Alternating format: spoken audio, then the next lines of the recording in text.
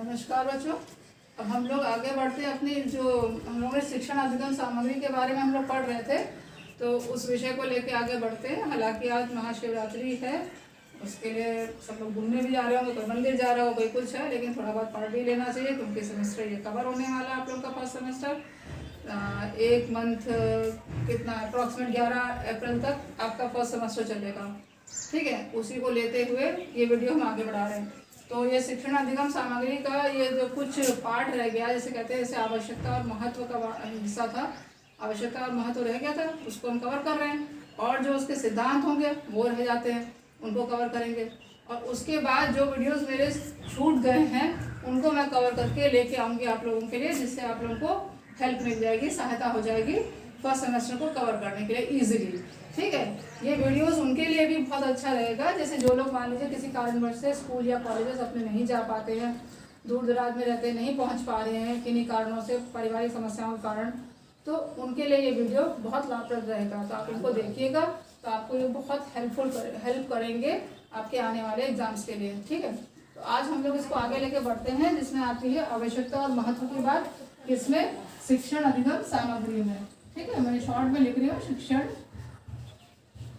अधिगम सामग्री। इसमें हम बात करेंगे किसकी? आज हम बात कर रहे हैं आवश्यकता एवं महत्व की। कहने का मतलब आता है, तात्पर्य इसका यह है कि आवश्यकता क्या पड़ जाती है, टीएलएम की आवश्यकता क्यों पड़ती है और इसकी इंपॉर्टेंस क्या है, महत्व क्या है, ठीक है। कि आवश्यकता, नीड, कि हमें क्या जरूरत पड़ती है टीएलएम यूज करने की, ठीक। किसी न किसी कारणवश के कारण ही तो टीएलएम यूज करते हैं। जैसे कि मान लीजिए खाना खाना है, ठीक, आप खाना कैसे भी खा लीजिए, सीधा जिसमें बना है उसी में खा ले, लेकिन हमें जो बर्तन है उनकी आवश्यकता क्यों पड़ती है, हम बर्तन को लेते हैं। जैसे कि मान लीजिए आप एक ही बर्तन में सारा चीज खा लीजिए, या फिर अलग अलग बाउल्स में लेके खाते हैं कि एक में दाल कर लिया, एक में सब्जी कर लिया, एक में उसके स्पून भी रखा, अगर चटनी है तो वो छोटी कटोरी एक और रख ली। क्यों डेकोरेशन करते हैं? डेकोरेशन इसलिए कर देते हैं प्लेट का, थाली का, ताकि खाने का आकर्षण और खाने की उत्सुकता हमारी बढ़ जाती है, इंटरेस्ट बढ़ जाता है सर्विंग स्टाइल से। आप देखिए कि वही खाना हम घर में बनाते हैं सिंपल, और वही खाना जब होटल जाते हैं और वहाँ पे जब सर्व किया जाता है, सर्व करने के तरीके से हमारे खाने का इंटरेस्ट, उसकी तरफ रुझान जिसे कहते हैं, वो बढ़ जाता है। उसी प्रकार से टीएलएम का यूज जब हम शिक्षण अधिगम सामग्रियों को यूज करते हैं अपनी टीचिंग में, तो हमारे छात्रों के सीखने का जो होता है जुनून, वो बढ़ जाता है। तो उसी में हम बात करेंगे आवश्यकता की, कि आवश्यकता क्यों पड़ती है। तो उसके लिए सबसे पहला पॉइंट है कि विषय वस्तु को रोचकता एवं आकर्षण प्रदान करने की, कि विषय वस्तु को आकर्षक एवं रोचक बनाना, शॉर्ट में लिख सकते हैं सही तरह, विषय वस्तु को आकर्षक एवं रोचक बनाना उपयोगी होता है, ठीक है। जैसे कि मतलब कि आप जो पर्टिकुलर टॉपिक बच्चों को पढ़ा रहे हैं, जो छात्रों को टॉपिक पढ़ा रहे हैं, उसको आपको अट्रैक्टिव बनाना है, इंटरेस्टिंग बनाना है। अब अट्रैक्टिव कैसे बनाते हैं, उसका प्रेजेंटेशन, प्रस्तुतिकरण कैसे कर रहे हैं, रोचकता कैसे कर रहे हैं। रोचकता में क्या आता है कि यहाँ पर आप कौन सी वस्तु को प्रेजेंट कर रहे हैं और उसको किस तरह प्रेजेंट कर रहे हैं, ये रोचक में आता है। तो हमारा पहला पॉइंट कह रहा है कि विषय वस्तु को आकर्षक एवं रोचक बनाना उपयोगी होता है, किसमें? टीचिंग में, शिक्षण कार्य में। किसके लिए? शिक्षक के लिए। किसको देना है? छात्रों को देना है, ठीक। शिक्षक को अपनी शिक्षण प्रक्रिया में छात्रों के लिए विषय वस्तु को आकर्षण एवं रोचक प्रदान करना बहुत उपयोगी होता है, अपने विषय वस्तु को यानी कि टॉपिक को क्लियर करने के लिए। जैसा नहीं कहते कि बच्चों का स्थायी ज्ञान बना रहे, यहाँ पर हमेशा के लिए छाप दे कोई चीज, तो छापते कैसे हैं? जब हम इतना अच्छे से बच्चे को प्रस्तुत देते हैं उन चीजों को, ताकि बच्चे को रटना ना पड़े और यहाँ पर अपने आप आ जाए, ठीक। अब दूसरा पॉइंट कहता है आवश्यकता क्या पड़ी थी कि पुनर्बलन, ठीक है। पुनर्बलन ज्ञान को स्थायी बनाना, पुनर्बलन प्रदान, जैसे बोलते हैं ज्ञान को स्थायी बनाना और पुनर्बलन प्रदान करना, इसको दो में कर देते हैं, ठीक है। एक तो पुनर्बलन प्रदान करना, दूसरा ज्ञान को स्थायी बनाना, ठीक। पुनर्बलन हम प्रदान कर रहे हैं, कैसे, कहने का मतलब पुनर्बलन क्या होता है आपको बता चुकी हूँ। रीइंफोर्समेंट क्या होता है? रीइंफोर्समेंट होता है कि किसी को बल देना, दोबारा बल देना। कहने का मतलब है आप ऐसा पढ़ाएंगे कि बच्चे को इतना जिज्ञासु बनाएंगे कि बच्चा जो है उसमें से प्रश्न पुटअप करने के लिए प्रेरित हो जाए। अब प्रश्न जब उसमें से करेगा तो आप उसके उत्तर देंगे, जब उत्तर देंगे वो फिर भी अगर सेटिस्फाइड नहीं है, संतुष्ट नहीं है, तो फिर से वो प्रश्न करेगा। तो यहाँ पर बच्चे को पुनर्बलन प्रदान कर रहे हैं। किस प्रकार से आप कर रहे हैं कि आप इतना बढ़िया समझा रहे हैं कि बच्चे को उसमें से प्रश्न करने का मन कर रहा है कि और जानने की जानकारी हम ले लें, और जानकारी जब तक मिलती रहती है तब तक बच्चा प्रश्न करता भी है, ठीक है। और उसी प्रकार से उसको पुनर्बलन मिलता है कब? जब आप उससे ये कहते हैं कि हाँ शाबाश आपके प्रश्न बहुत अच्छे थे। ये नहीं कि अननेसेसरी जो उटपटांग जो प्रश्न होते हैं वो करे बच्चा, वो नहीं। पाठ से, विषय वस्तु से जुड़े हुए प्रश्नों को ही करना चाहिए, और उनको आपको यानी कि शिक्षक को क्लियर करना भी बहुत जरूरी होता है।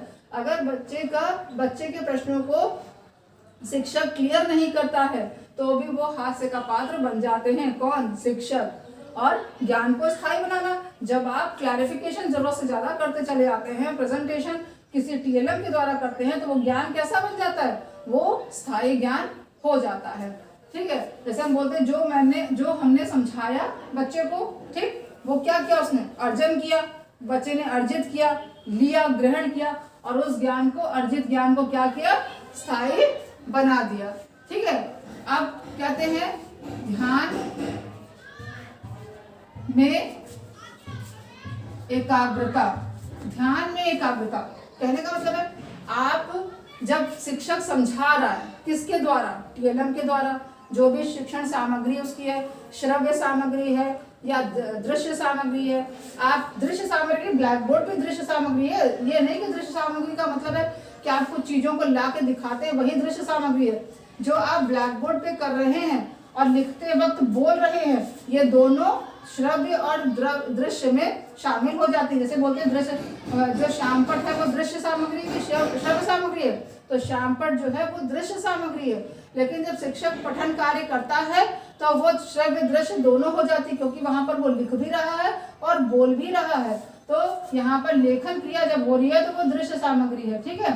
तो ध्यान में एकाग्रता, जब आप कोई एक्टिविटी करते हैं, बच्चे के आगे प्रस्तुतिकरण करते हैं टीएलएम के द्वारा या सहायक सामग्रियों के द्वारा बच्चों को समझाते हैं किसी विषय वस्तु को, तो उसके ध्यान में एकाग्रता बनाए रखना बहुत जरूरी है। कहने का मतलब है कोई भी चीज इतनी लंबी मत खींचिए कि बच्चा ऊब जाए और उसका ध्यान भटक जाए, वो कहीं ना कहीं देखने लगे। क्यों? उसको जो चीज आपने समझाई वो इतने में समझ में आ गई, ठीक है।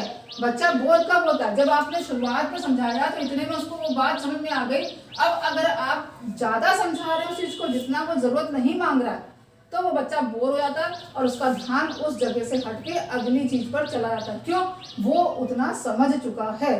तो ध्यान को एकाग्र करने के लिए जिस शब्द पर जितना जरूरत है उतना ही आप एक्सप्लेनेशन बच्चे के आगे करेंगे, ठीक है। अब चौथा पॉइंट कह सकते हैं हम, शिक्षक के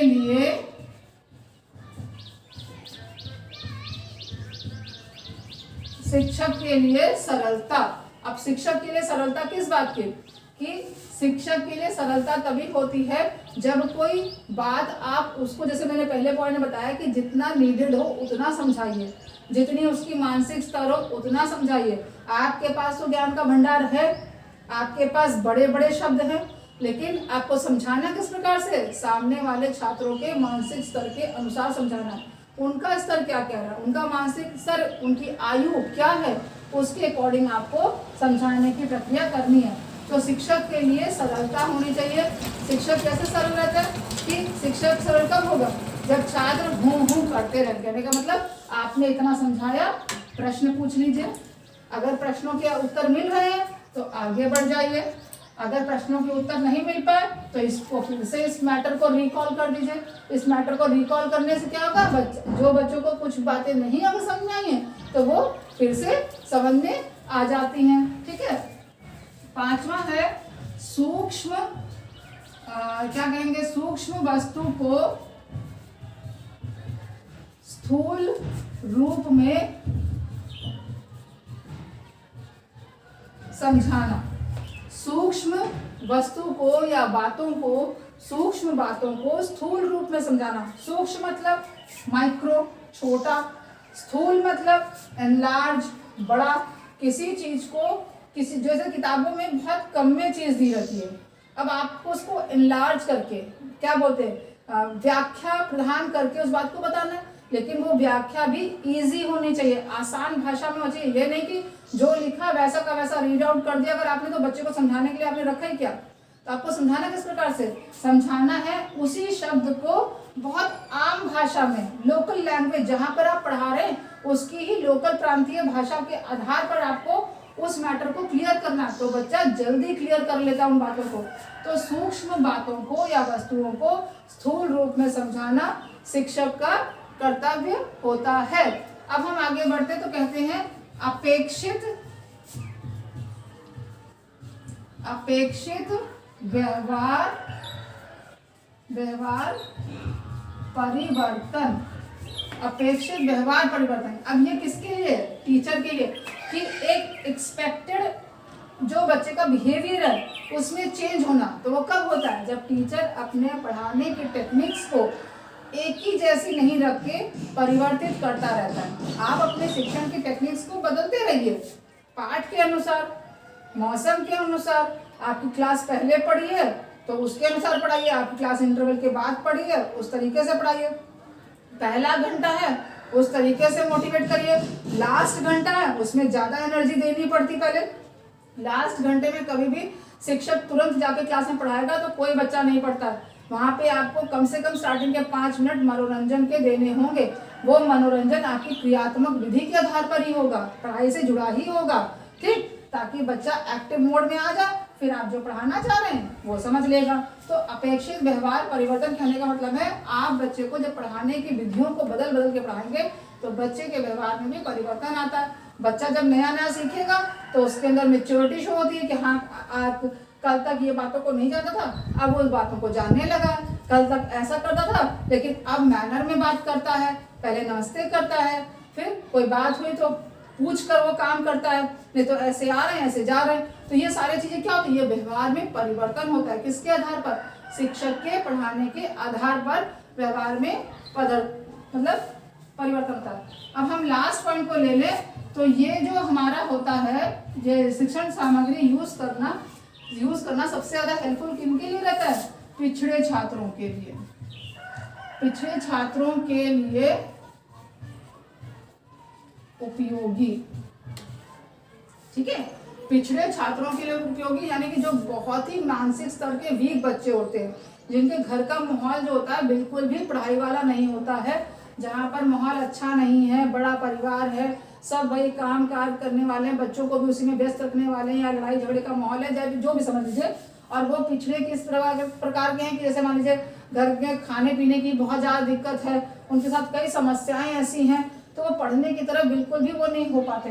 तो उन छात्रों के लिए जब शिक्षक जो होते हैं शिक्षण सामग्रियों के द्वारा जब पढ़ाते हैं तो वो छात्रों को किताबों की आवश्यकता नहीं पड़ती, या फिर ये कह लीजिए घर जाकर गार्जियन के द्वारा दोबारा पढ़ाने की जरूरत नहीं पड़ पाती है, वो उसी से सीख लेते हैं। तो ये उन लोगों के लिए बहुत उपयोगी होता है। ठीक है, अब हम आगे बढ़ते हैं। ये हमारे जो आपने देखे आवश्यकता महत्व के कुछ पॉइंट्स हैं। अब आगे लेते हुए हम उपयोगों की बात करते हैं। हाँ, ये हमारे आवश्यकता महत्व के कुछ 7 पॉइंट्स हो गए, आप लोगों ने देखे। इसको फिर से मैं रिकॉल करती हूँ, जरा सुन लीजिएगा। विषय वस्तु को आकर्षक एवं रोचक बनाना, राइटिंग पर मत जाइए, मैं बार बार कहती हूँ, ठीक है, समझिए उस बातों को। विषय वस्तु को आकर्षक एवं रोचक बनाना, जो भी आप विषय वस्तु प्रेजेंट कर रहे हैं बच्चे का, जो भी चैप्टर या जो भी टॉपिक करने जा रहे हैं कवर, उसको आकर्षक प्रदान करिए, रोचकता प्रदान करिए, तभी बच्चा समझेगा। चाहे जितना बोर चैप्टर हो, आपको उसको इंटरेस्टिंग बनाना है, इसकी आपको पाठ प्रस्तावना जैसे कहते हैं वो सब बनाना पड़ेगा पहले, और फिर उस प्रेजेंट करिए उस चीज को। पुनर्बलन प्रदान करना बच्चों को, ठीक है, या यहाँ पे यहाँ पे कर दीजिए अर्जित। पुनर्बलन प्रदान करना बच्चे को। बच्चा जब कुछ पूछता है उसको शाबाश करिए, ये नहीं कि बार बार क्या उठ के क्वेश्चन पूछने रहता है, जब मैं पूरा कर लूँ तब भी जब बोलना तो चुपचाप सुनो, नहीं, ये सब हड़काने वाली हैबिट मत रखिएगा। जो बच्चा पूछता है अगर देखिए कि वो आपके विषय से जुड़ा प्रश्न पूछ रहा है तो वहाँ पर बच्चे को आप डांट नहीं सकते हैं। आप आराम से बोल दीजिए कि ठीक है अभी हम कवर कर लें, उसके बाद हम आपको आपके प्रश्नों का उत्तर दे देंगे। अर्जित ज्ञान को स्थायी बनाना, जो भी आप समझा रहे हैं उसने ग्रहण किया, उसको हमेशा के लिए लंबे समय तक के लिए वो अपने दिमाग में रख पाए, ऐसा प्रस्तुतिकरण आपका होना चाहिए। ध्यान में एकाग्रता, आप जो श्रव्य दृश्य सामग्री को यूज करें, जहाँ पे जरूरत है वहाँ यूज करिए, जितना समझाना है उतना समझाइए, तो बच्चों में ध्यान में एकाग्रता बनी रहती है। शिक्षक के लिए सरलता, आपके लिए जो सरल हो वैसी शिक्षण अधिगम सामग्रियों को यूज करिए। आराम से घर से अपने कोई मट्टी है, बालू है, गेहूं है, फसलें, कोई अनाज है, दालें हैं, उनको घर में थोड़ा सा आप लेके जाके उनके बारे में जब चर्चा करनी हो तो आप उनको समझा सकते हैं आराम से, जिसको आप खुद हैंडल कर सकें। ठीक है, जो शिक्षक के लिए सरलता हो उस विधि से आप पढ़ाइए, और लेकिन रोचकता प्रदान जरूर करिए। छोटी बातों को बड़े पैमाने पे समझाना, कुछ सूक्ष्म चीजें होती हैं जिनका मीनिंग बहुत कई क्लासों में वो वर्ड बार बार आते हैं, या ये कह लिए उनके बारे में कई क्लासों में बात जानकारी लंबी लंबी आती है, तो उनको विस्तृत रूप में बच्चे को समझाना चाहिए। अपेक्षित व्यवहार परिवर्तन, आपके पढ़ाने की प्रक्रिया से अगर बच्चे का व्यवहार परिवर्तन हो रहा है तो इसका मतलब आपका शिक्षण कार्य अच्छा चल रहा है। पिछड़े छात्रों के लिए उपयोगी, ठीक है, कि जो छात्र पिछड़े होते हैं, जो मानसिक स्तर से बहुत धीमे होते हैं, जिनके घर का माहौल भी बहुत ऐसा होता है, जिनके यहाँ घर में काफ़ी चीज़ों की कमी भी होती है, ठीक है, तो उस प्रकार के छात्र जो पिछड़े हो जाते हैं किसी कारण से, उनके लिए भी ये इस प्रकार का शिक्षण होता है वो बहुत उपयोगी होता है। ठीक है, आज आपका शिवरात्रि है, बहुत लोगों को घूमने फिरने भी जाना होगा, तो उसके लिए आज इतना ही मैं बताती हूँ, बाकी मैं अगला नेक्स्ट वीडियो में लेके आऊँगी, तब तक के लिए इतना बहुत है आपके लिए। ठीक है।